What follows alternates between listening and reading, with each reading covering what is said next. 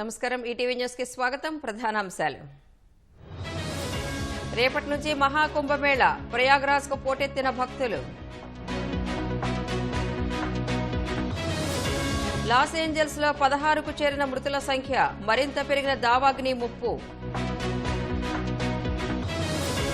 దేశ యువతతో వికసిత భారత్ కల సాకారం లక్ష్యాల సాధనకు పౌరులు సహకరించాలన్న మోదీ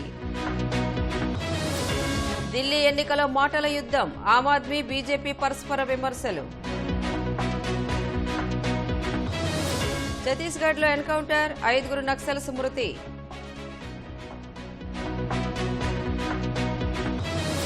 చైనాలో హెచ్ఎంపీవీ కేసులు తగ్గుముఖం భయాందోళన అవసరం లేదన్న ఆరోగ్య నిపుణులు